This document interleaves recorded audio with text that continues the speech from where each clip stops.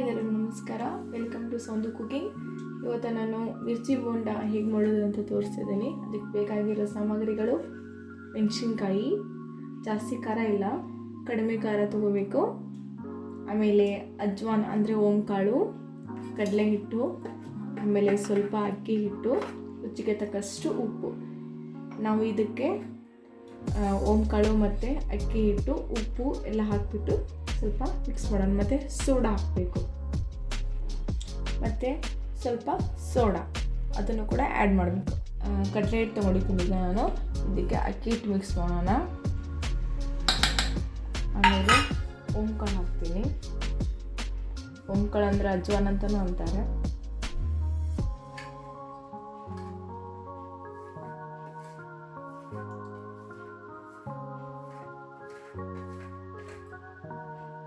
ರುಚಿಗೆ ತಕ್ಕಷ್ಟು ಉಪ್ಪು ಹಾಕೋಣ.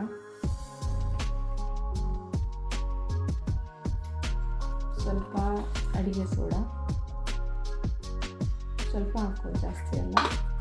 ಇದನ್ನು ಇವಾಗ ನಾನು ನೀರು ಹಾಕಿ ಕಲಿಸ್ಕೊತೀನಿ. ತುಂಬ ತೆಳ್ಳಗೆ ಕಲಿಸ್ಬಾರ್ದು, ತುಂಬ ತೆಳ್ಳಗೆ ದಪ್ಪನ ಕಲಿಸ್ಬಾರ್ದು, ಮೀಡಿಯಮ್ ರೀತಿಯಾಗಿ ಕಲಿಸ್ಬೇಕು. ಮೀಡಿಯಮಾಗಿ ಸ್ವಲ್ಪ ಇದನ್ನ ಕಲಿಸ್ಕೊತೀನಿ. ಇವಾಗ ನೋಡಿ, ಈ ಥರ ಕಲಿಸಿದ್ದೀನಿ. ಈಗ ನಾನು ಬಾಣಲೆಯಲ್ಲಿ ಎಣ್ಣೆ ಹಾಕಿದ್ದೀನಿ, ಅದು ಕಾದಿದೆ. ಕಾದಿರೋ ಎಣ್ಣೆನ ಇದಕ್ಕೆ ಹಾಕಬೇಕು. ಸ್ವಲ್ಪ ಕಾಯಿಲಿ, ಜೋರು ಇಡ್ತೀನಿ, ಸ್ವಲ್ಪ ಕಾಯಿಲಿ. ಅದು ನೋಡಿ, ಎಣ್ಣೆ ಕಾದಿದೆ. ಇದಕ್ಕೆ ಎಣ್ಣೆ ಹಾಕ್ಕೊತಿದ್ದೀನಿ. ಸ್ವಲ್ಪ ಎಣ್ಣೆ ಹಾಕ್ಕೊಳ್ಬೇಕು, ಯಾಕೆಂದರೆ ಕ್ರಿಸ್ಪಿಯಾಗಿ ಬರಬೇಕು ಮಿರ್ಚಿ, ಅದಕ್ಕೋಸ್ಕರ ಎಣ್ಣೆ ಹಾಕಿದ್ದೀನಿ. ಇದನ್ನು ಸ್ವಲ್ಪ ಈ ಥರ ಕಲಿಸ್ತಾ ಇದ್ದೀನಿ. ಎಣ್ಣೆ ಕಾದಿದೆ. ಇವಾಗ ನಾನು ಮಿರ್ಚಿನ ಬಿಡ್ತಾ ಇದ್ದೀನಿ.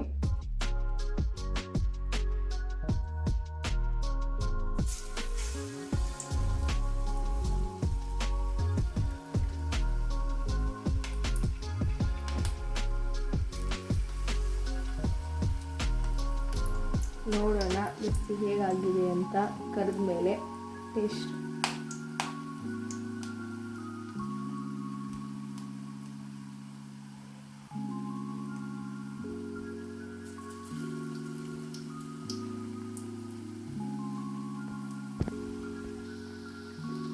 ನೋಡಿ ಯಾವ ಥರ ಕಾಣ್ತಾ ಇದೆ ಮಿರ್ಚಿ ಬೋಂಡ.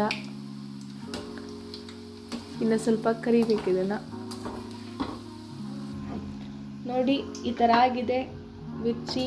ಇವಾಗ ನಾನು ಪ್ಲೇಟಿಗೆ ತೆಗಿತಾ ಇದ್ದೀನಿ. ಕಾಣಿಸ್ತಾ ಇದೆ ಅಲ್ವಾ ಮಿರ್ಚಿ? ಸಂಜೆ ಸ್ನ್ಯಾಕ್ಸ್ ಇದು, ಟೀ ಜೊತೆಗೆ ದಿಢೀರಂತ ಬೇಗನೆ ಮಾಡ್ಕೋಬಹುದು.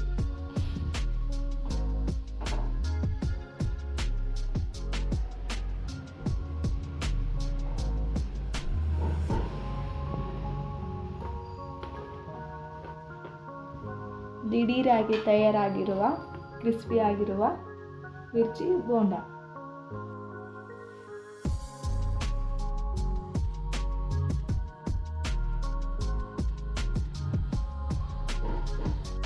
ನೋಡಿ, ಈ ಥರ ಆಗಿದೆ ಬೋಂಡ. ಈ ಥರ ಸಿಂಪ್ಲಿಯಾಗಿ ಮಾಡ್ಕೋಬೋದು. ಸಿಂಪಲಾಗಿ ಮಿರ್ಚಿ ಬೋಂಡ ತುಂಬ ಕ್ರಿಸ್ಪಿಯಾಗಿದೆ. ನೋಡಿ ಹೇಗಿದೆ.